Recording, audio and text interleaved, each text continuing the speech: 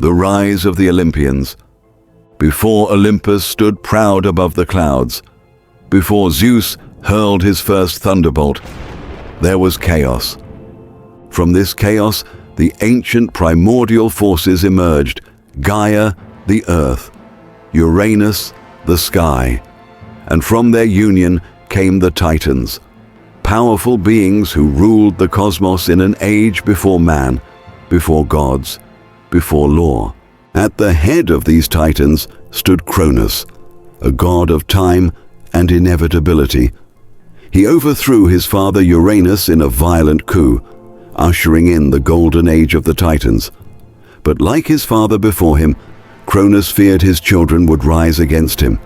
So, one by one, he swallowed them at birth: Hestia, Demeter, Hera, Hades, and Poseidon, trapping them in the darkness of his belly to prevent the prophecy from coming true. But fate is not easily avoided. His youngest son, Zeus, was hidden away by their mother Rhea on the island of Crete. Raised in secret, nurtured by nymphs and guarded by the Curetes, Zeus grew strong. One day he returned, not as a child, but as a storm. With cunning and courage, Zeus freed his siblings, tricked Cronus into disgorging them, and waged war upon the Titans. The skies cracked with thunder, mountains shattered. The war raged for 10 years. This battle, the Titanomachy, reshaped the world.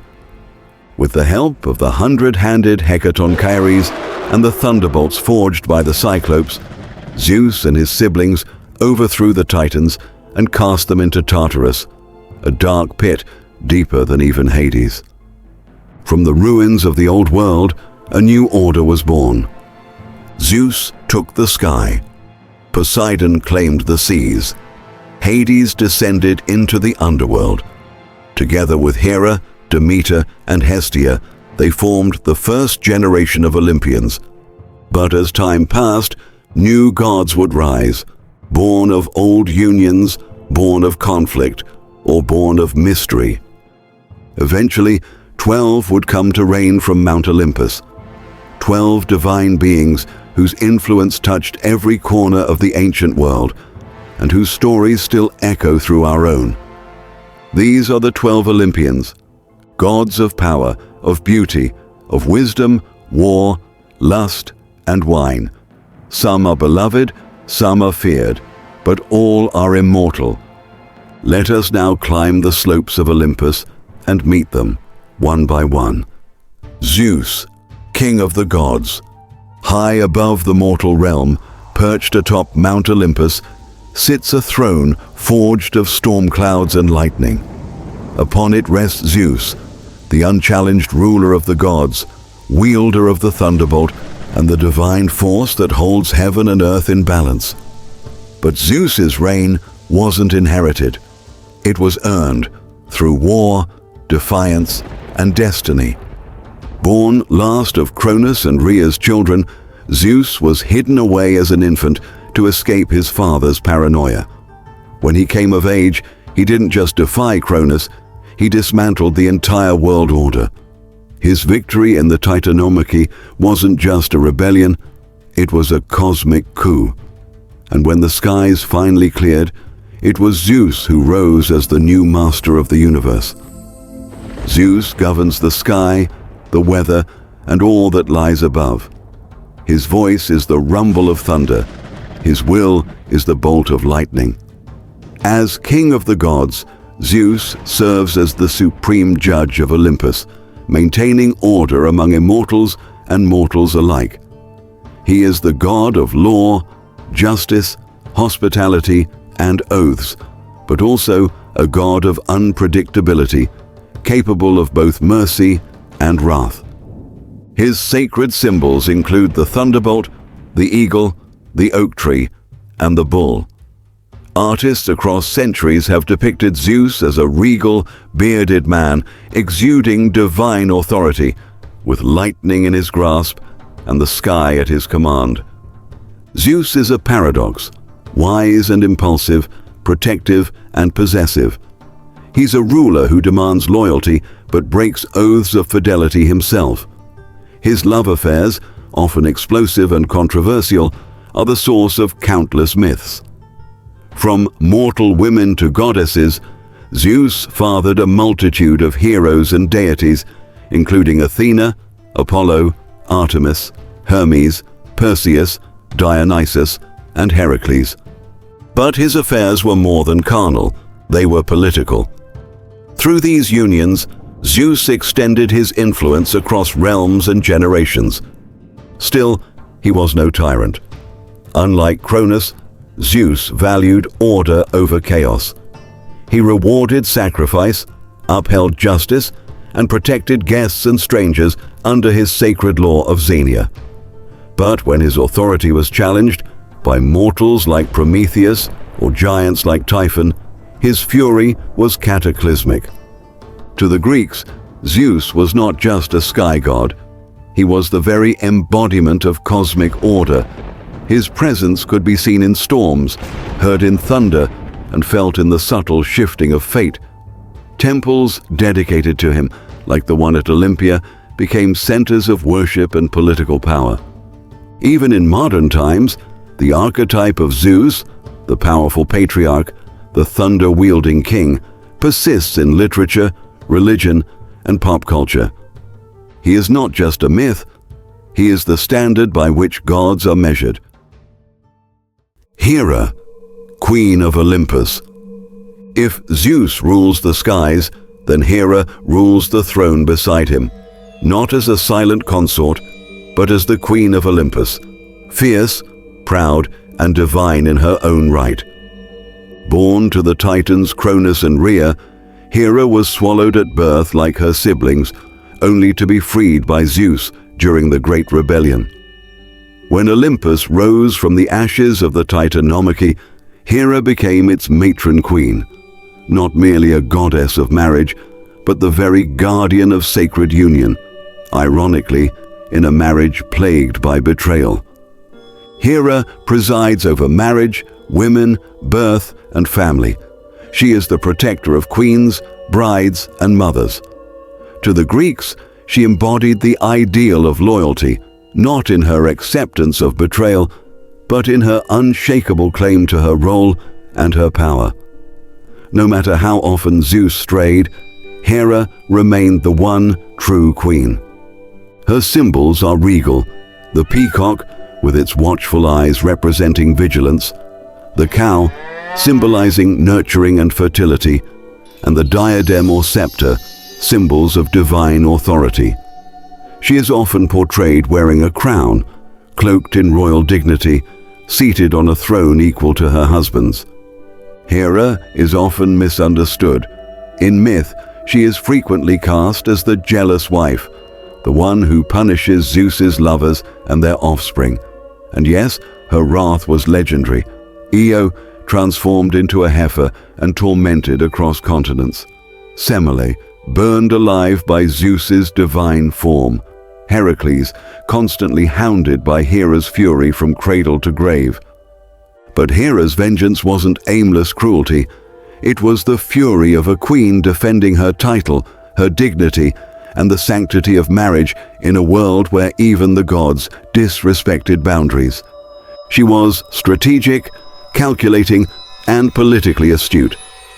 In the myth of the Judgment of Paris, it was Hera who offered political dominion to the Trojan prince, an offer spurned in favor of Aphrodite's promise of beauty.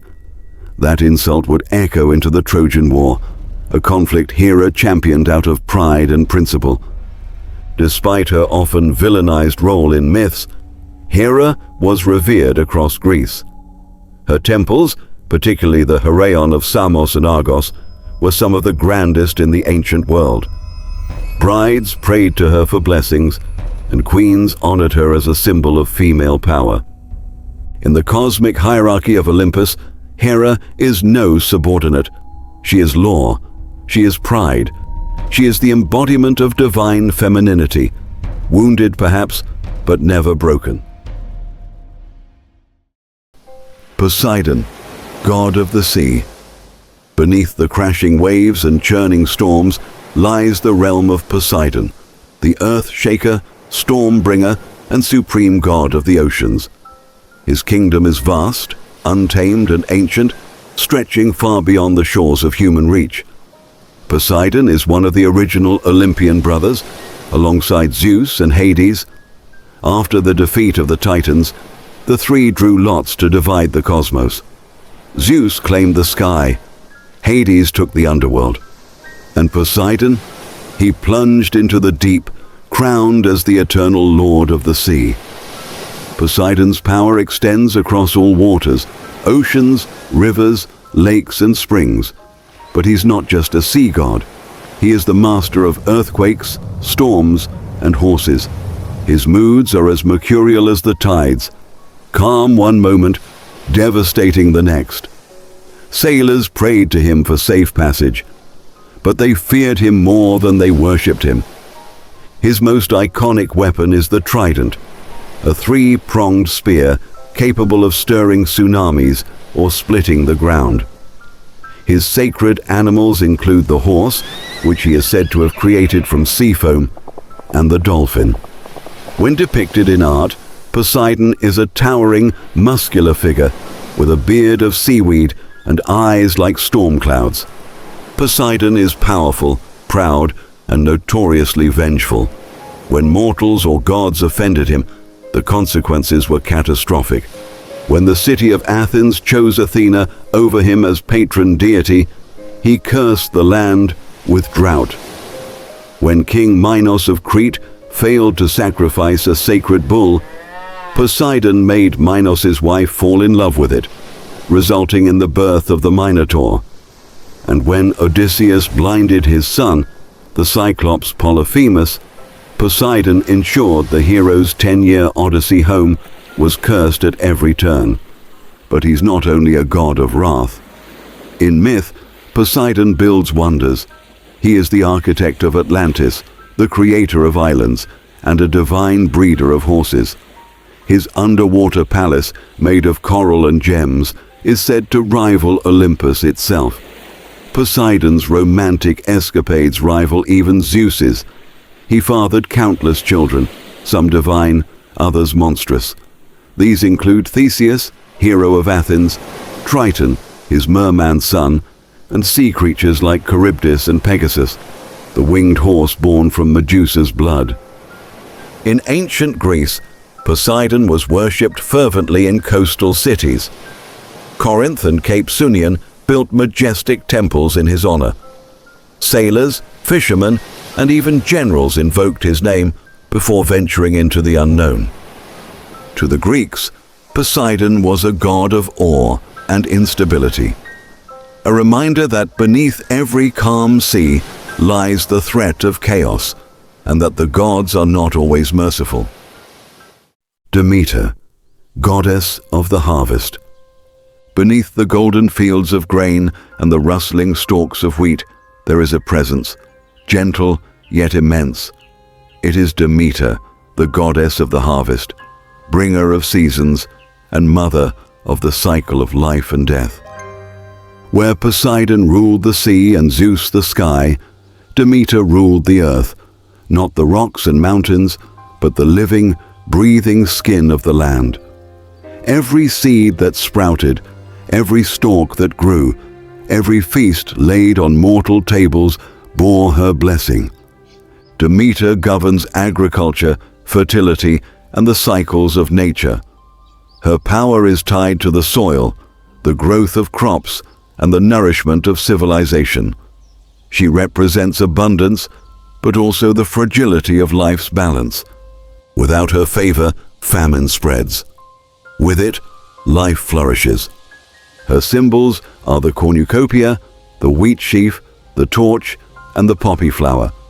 She is usually depicted as a serene woman crowned with grain, holding a torch or basket of produce, embodying the sustaining power of the earth. Demeter is kind, nurturing, and protective, but beneath her gentle surface lies unimaginable grief. The defining myth of Demeter is the abduction of her daughter, Persephone, by Hades, lord of the underworld. When Persephone was taken, Demeter searched the world for her, torch in hand, day and night. Her sorrow turned the world cold. Crops withered, famine spread, the earth ceased to yield. It is a story not just of loss but of power, the power of a mother, a goddess, and the delicate balance between life and death.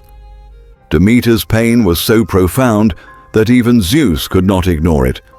To prevent the extinction of mankind, he brokered a compromise. Persephone would spend part of the year with Hades and part with Demeter. This myth explained the origin of the seasons. When Persephone is above ground, spring and summer bloom. When she descends to the underworld, Demeter mourns, and winter falls. Thus began the eternal cycle, the seasons turning with a mother's heartbreak. Demeter was deeply revered in agrarian societies. Her worship was central to the Eleusinian mysteries, one of the most sacred rites in ancient Greece. These secret ceremonies promised insights into death, rebirth, and the afterlife, offering hope through the story of Persephone.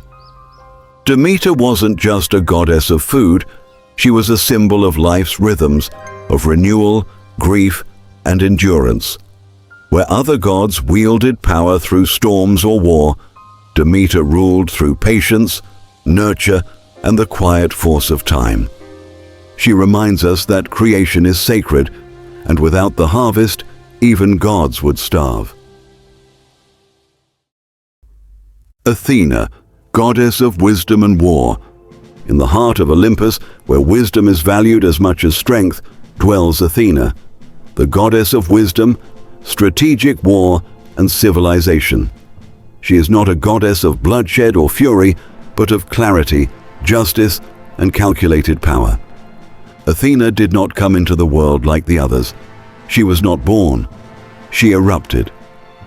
When Zeus feared a prophecy that a child born to Metis would surpass him, he swallowed the goddess of wisdom while she was pregnant.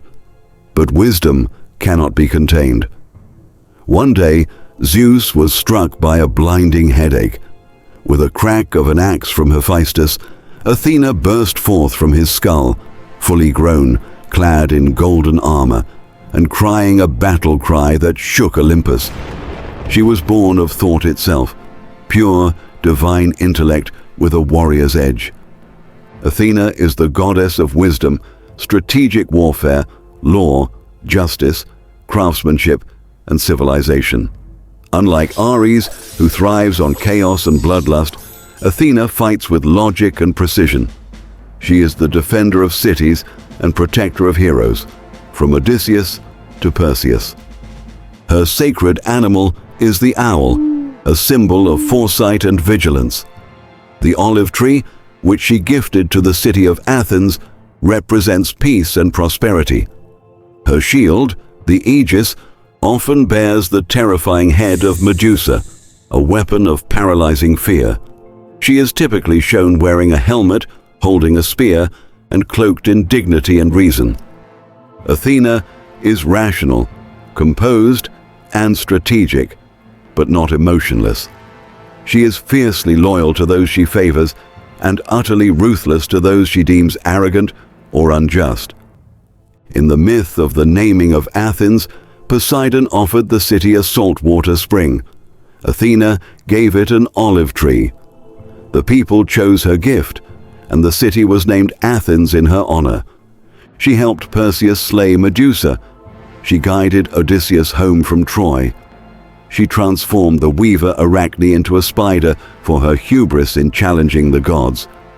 Her myths are filled with lessons, often harsh but always purposeful. Athena is also one of the few Olympians who remained a virgin goddess, untouched by desire, embodying independence, self-mastery, and intellect over impulse. Athena was widely revered throughout Greece, especially in Athens, where the Pantheon, a masterpiece of ancient architecture, was built in her honor. She was not just a goddess of wisdom, but of order, governance, and civic life. In her, the Greeks saw their ideals: balance between war and peace, between knowledge and strength. She was the ultimate embodiment of arete, excellence. Apollo, god of the sun and prophecy. In every beam of sunlight, in every song sung beneath a clear blue sky, there echoes the presence of Apollo, god of the sun, music, healing, prophecy, and plague. He is a deity of dazzling contrasts, a god of harmony and destruction, art and precision, reason and fury. Few Olympians are as multifaceted or as dangerous in their perfection. Apollo is the twin brother of Artemis, born of Zeus and the Titaness Leto. Their birth was anything but peaceful. Hera, enraged by Zeus's affair, forbade Leto from giving birth on any solid land. At last, the floating island of Delos accepted her. There, Leto gave birth to Artemis, and then, after 9 painful days, to Apollo. From the moment of his first breath, Apollo shone like the sun. Apollo governs a vast portfolio: the sun, light, prophecy, healing, music, poetry, rationality, and also plague and punishment. He is the bringer of clarity and also the striker from afar, a divine archer whose arrows could cure disease or unleash devastation. His symbols include the lyre, the laurel wreath, the bow and arrow, the sun chariot, and the python. His sacred animal is the swan, and his oracle resided at Delphi, where his priestess, the Pythia, spoke in riddles that shaped the fate of nations. He is often depicted as a youthful, radiant god, graceful, athletic, and golden, the epitome of classical beauty. Apollo is a god of opposites. He inspires civilization but punishes arrogance. He is healer and executioner. He can charm with his music or destroy with plague. When the giant python terrorized Delphi, Apollo slew it with his arrows and claimed the site as his own. There, he established the Oracle of Delphi, the most sacred site in ancient Greece, where kings and generals came to seek his foresight. Apollo is also the patron of the Muses, goddesses of the arts. With his lyre, gifted by Hermes, he played music that stilled the winds and moved the stars. Yet, despite his divine beauty, his love life was tragic. He fell for Daphne, who turned into a laurel tree to escape him, for Hyacinthus, who died in a discus accident, and for Cassandra, who was cursed to prophesy the truth but never be believed. Apollo was one of the most widely worshipped gods in the ancient world.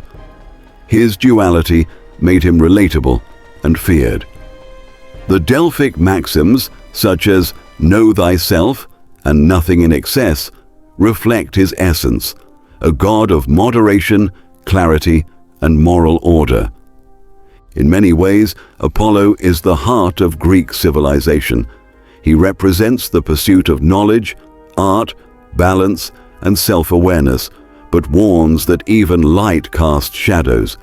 He is brilliance made divine. Artemis, goddess of the hunt and moon. When the sun sets and silence descends upon the wilderness, Artemis awakens.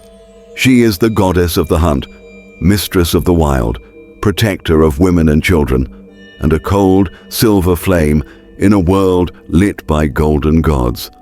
She is both life-giver and life-taker, maiden and killer, healer and predator. Born on the island of Delos, Artemis was the first twin to emerge from Leto, followed by her brother Apollo. According to myth, Artemis helped deliver him, her first act as a protector of childbirth. From that moment on, she vowed to remain eternally chaste, forever free from the binds of marriage or male possession. She would roam wild forests and high mountains, leading a band of loyal nymphs, answerable to no one. Artemis is the goddess of the hunt, wilderness, archery, the moon, and childbirth. She watches over the vulnerable, especially young girls, pregnant women, and animals. Yet she is merciless toward those who violate her boundaries. Her symbols are the bow and arrow, stag, crescent moon, hunting dogs, and cypress tree. She is often depicted as a tall, athletic maiden in a short tunic, striding through the forest with her silver bow drawn and eyes focused. She is moonlight incarnate, cool, distant, and utterly untouchable. Artemis is fiercely independent and utterly unforgiving when crossed. Many myths speak of her wrath, and they are never mild. When the hunter Actaeon stumbled upon her bathing, she transformed him into a stag and had his own hounds tear him apart. When Niobe mocked Leto for having only 2 children, Artemis and Apollo slaughtered all of Niobe's children in revenge. But she is not simply a goddess of vengeance. Artemis also brings comfort and mercy. She eases the pain of childbirth, protects orphans, and grants swift deaths to those in agony. In some tales, she is a guide of souls, accompanying maidens from life into death. Her deep bond with nature and animals reflects her detachment from civilization. Unlike her twin, Apollo, god of order, cities, and logic, Artemis is wild, instinctive, and ruled by emotional justice. Worshipped especially in Sparta, Delos, Ephesus, and Arcadia, Artemis was beloved by both women and hunters. Her temple at Ephesus, one of the 7 wonders of the ancient world, was among the largest and most celebrated places of worship in antiquity. She represents a vision of feminine power unclaimed by domesticity or romance. She is a symbol of purity, protection, and wild autonomy, a goddess who answers to no man and lives by her own laws. In Artemis, the Greeks saw nature unfiltered, fierce, and divine. Ares, god of war. Where Athena represents strategy and honor, Ares is pure, brutal force. He is the god of war, yes, but not of calculated victory or noble defense. Ares is the god of violence, bloodlust, and unrelenting carnage.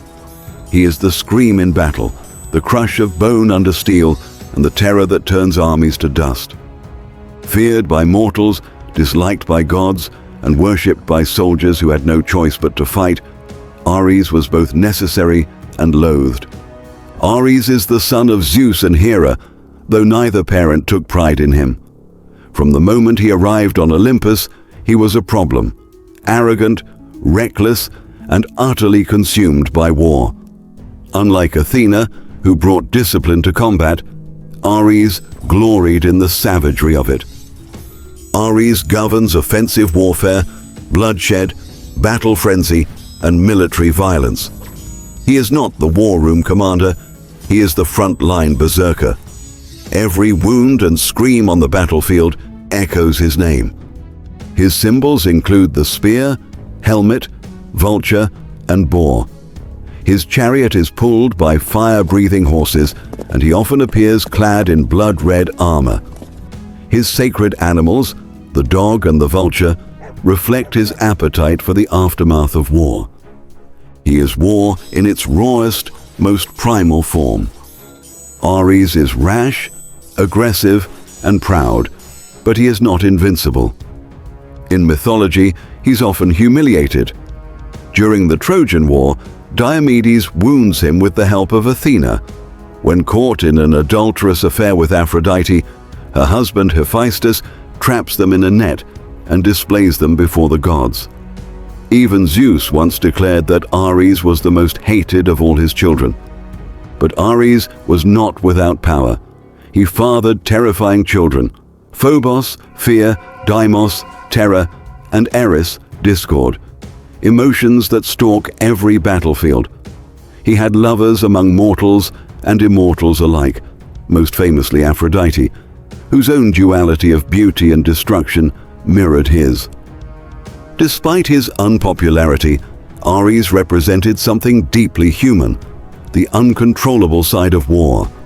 Not the noble defense of ideals, but the inescapable horror when reason collapses and only rage remains.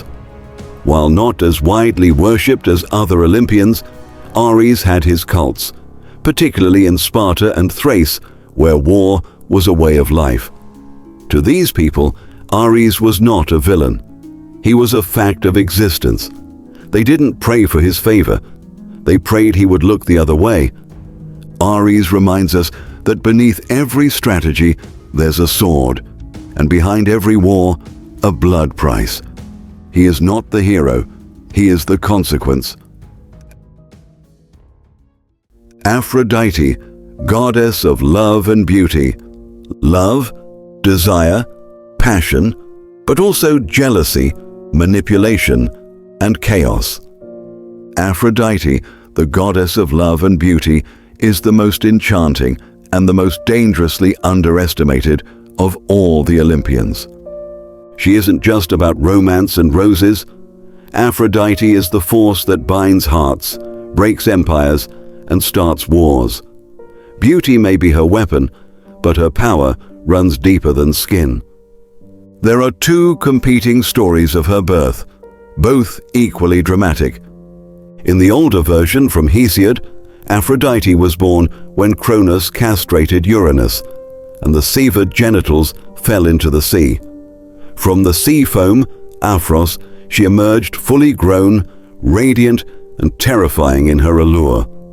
In Homer's version, she's the daughter of Zeus and the Titaness Dione.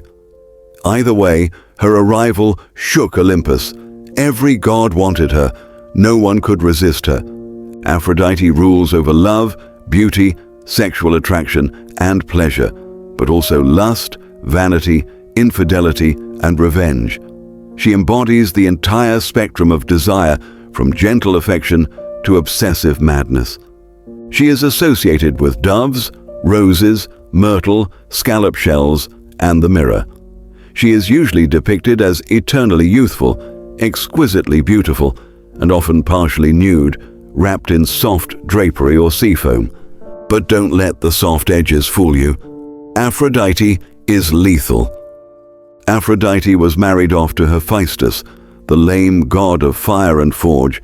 An arranged marriage meant to keep her out of trouble. It didn't work.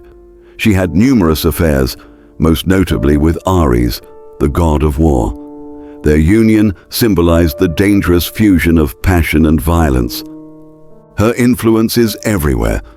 She caused the Trojan War by promising Paris the most beautiful woman in the world, Helen, as a bribe in the infamous Judgment of Paris. That one act led to the fall of a city, the deaths of heroes, and the ruin of kingdoms. All over, who was the fairest? Aphrodite doesn't just make people fall in love, she forces them to. Even gods aren't immune. Her son Eros, Cupid, fired arrows that made mortals and immortals alike lose all control. She could be kind, yes, but also cruel. When Psyche was loved by Eros, Aphrodite sent her on near impossible tasks out of spite. When Hippolytus rejected love, she had him destroyed. Aphrodite's legacy is vast. She's worshipped in countless forms, Venus to the Romans, and even associated with Ishtar and Astarte in older Near Eastern traditions. She represents something timeless, the irresistible pull of attraction, the madness that comes with it, and the price of beauty. In the end, Aphrodite is not about gentle romance. She is about power. She reminds us that the heart is a battlefield, and she is always in command. Hephaestus, the god of fire, the forge, craftsmanship, and invention. Hephaestus was not born into glory. In fact, he was hurled from it.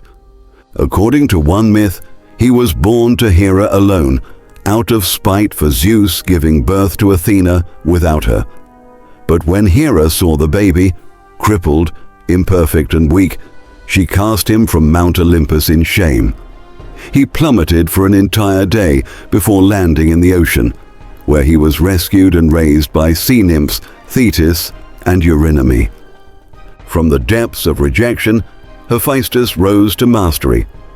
He became the divine craftsman and blacksmith of Olympus, forging tools, thrones, magical artifacts and weapons in his volcanic forges. Every thunderbolt of Zeus, every golden chariot, every intricate palace door, Hephaestus made it. His creations included Hermes' winged sandals, Achilles' unbreakable armor, and even Pandora, the first woman. While other gods rule with might or mind, Hephaestus builds power, shaping divinity into form with hammer and flame.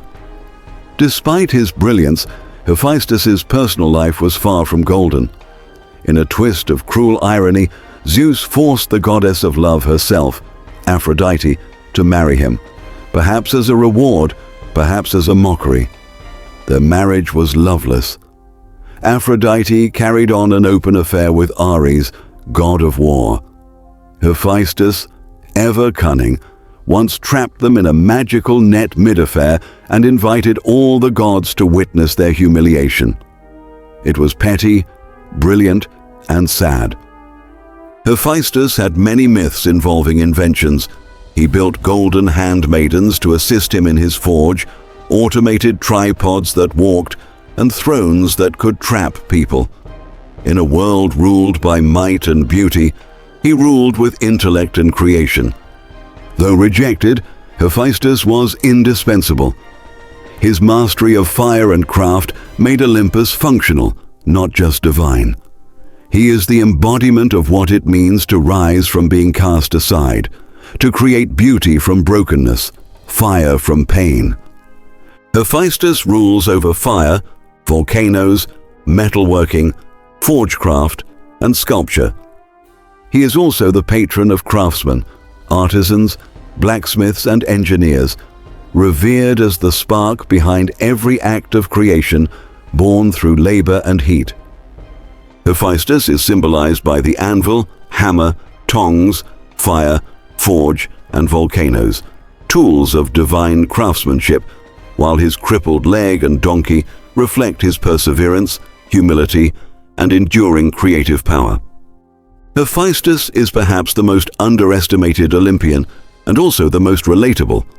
Lame, rejected, and mocked by the other gods, he turned his suffering into masterpieces. Every thunderbolt Zeus hurls, every golden chariot, every shimmering suit of armor, crafted by the hand of the god they scorned. He embodies the divine power of skill, a reminder that strength isn't always loud or beautiful. Sometimes it limps, sometimes it sweats, but it builds empires and equips heroes. Hermes, the mischievous messenger of the gods.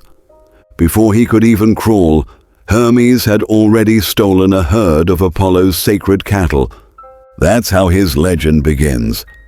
Born in a cave on Mount Cyllene to Zeus and the nymph Maia, Hermes was clever from the start.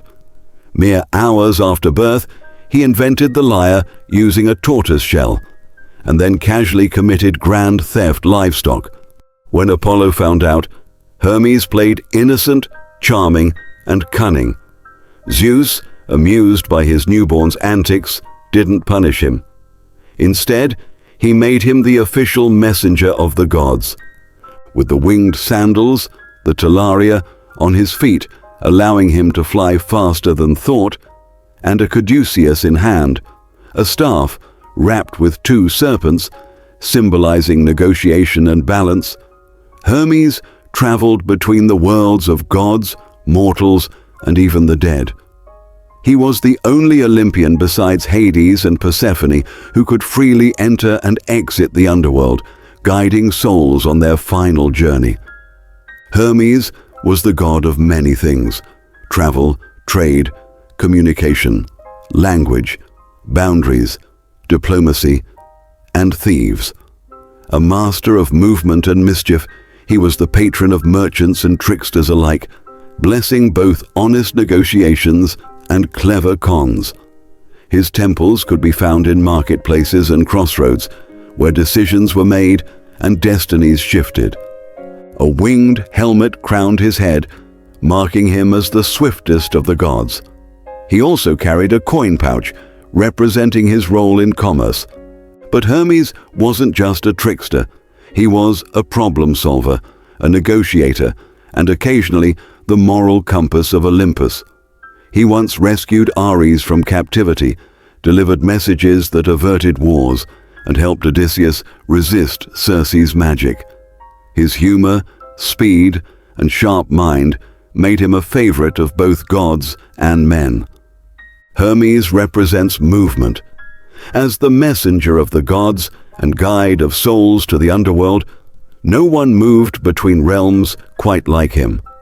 Not just physically, but between realms, ideas, and possibilities. He embodies communication, cleverness, and the freedom to reinvent. Hermes remains a symbol of wit, eloquence, and versatility. In a pantheon full of warriors and rulers, Hermes was a guide, a god who didn't conquer but connected. When counting the Olympians, most lists agree on 11, but the 12th? That sparks debate. Some traditions name Hestia, the quiet and serene goddess of the hearth. Others insist on Dionysus, the wild god of wine and revelry. Myths seem divided, and ancient sources couldn't quite agree. And honestly, neither will we. Rather than choose sides, let's make room for both. We'll begin with Hestia, the quiet flame at the center of Olympus, before turning to Dionysus, the spark that lit it on fire. Hestia, the gentle goddess of the hearth and home. She never started wars. She had no grand affairs, no monstrous offspring, no dazzling feats. And yet, Hestia was arguably the most worshipped goddess in the Greek world. Hestia was the goddess of the hearth, home, and family, quiet yet essential.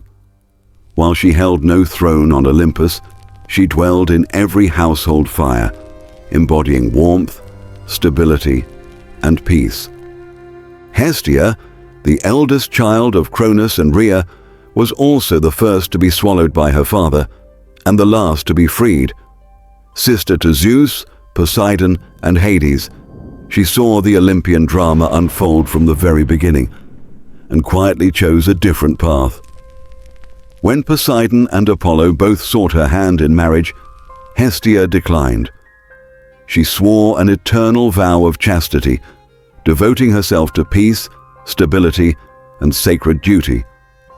Zeus respected her vow and granted her a place at the heart of Olympus, literally. While other gods ruled the sky, sea, and underworld, Hestia ruled the hearth, the fire at the center of every home, every temple, every city. Hers was the flame that never went out. In every household, a fire was kept burning in her honor. In every new colony, the hearth flame was lit from the old one, symbolizing unity and continuity. Hestia didn't appear in many myths, and she rarely left Olympus. But her presence was constant, like the steady warmth of a fire in winter. She was worshipped at every meal, every sacrifice, every public ceremony.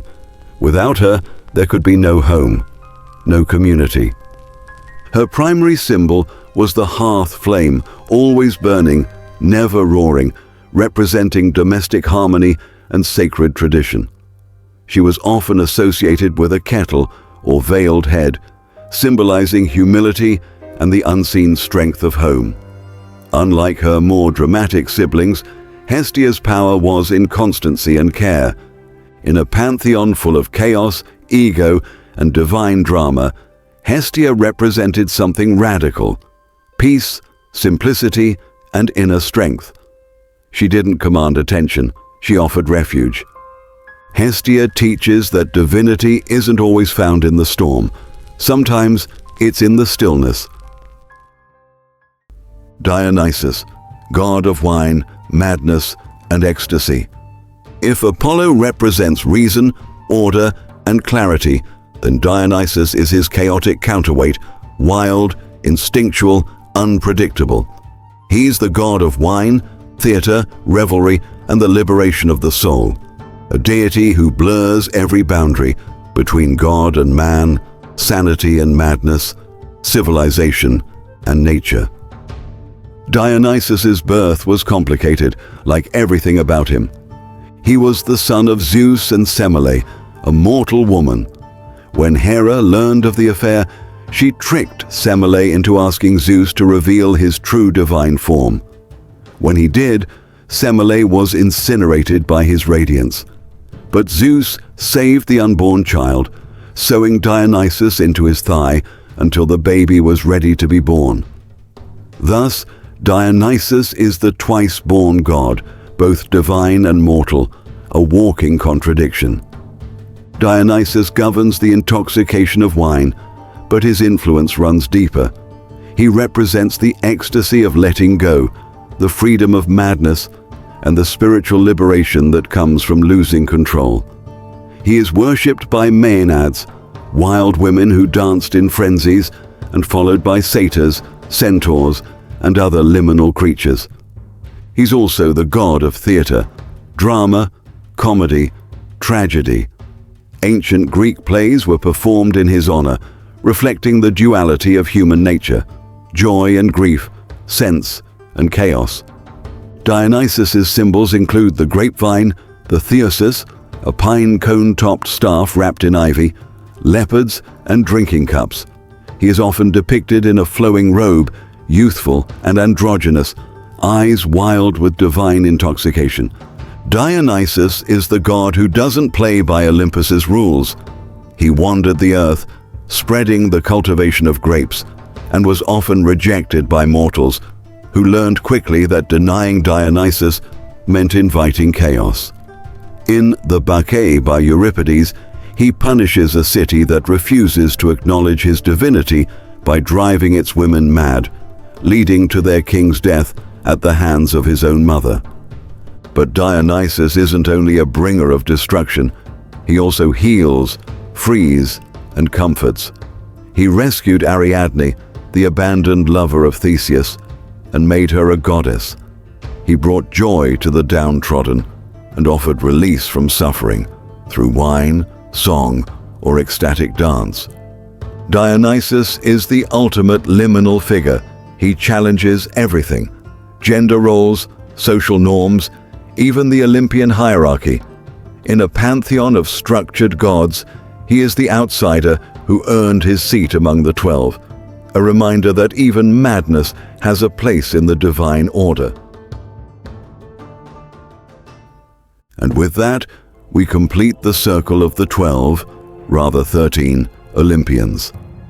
But one more name still echoes in the shadows, one god who ruled a realm as ancient as the Titans themselves, yet stood apart from Olympus. The 12 thrones above the world. They stood on Mount Olympus, not just as gods, but as mirrors of us. Zeus ruled with thunder, but feared fate.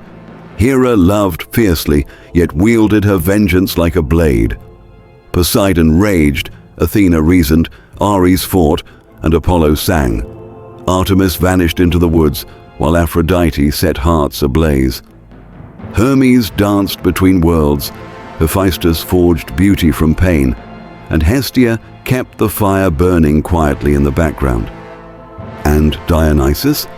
He reminded the gods, and us, that ecstasy and madness are two sides of the same divine coin. Together they formed a pantheon, not of perfection, but of power, passion, and paradox. These were the Olympians, not infallible, not immortal in the way we think, but eternal, because their stories still echo across centuries, etched into stone, whispered through myths, reborn in art, war, politics, and love.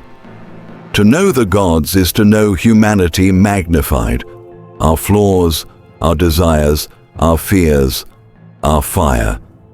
And yet, this is only the beginning. Beyond Olympus lie darker stories, older ones and newer ones, tales of chaos, of monsters birthed from the void, and heroes birthed by gods. The gods may be eternal, but this journey is just beginning. If you want to uncover more myths, monsters, and legends from every corner of the ancient world, like this video, subscribe, and join the pantheon of curious minds. New stories await. See you in the next myth. Until then, keep the fire of myth burning.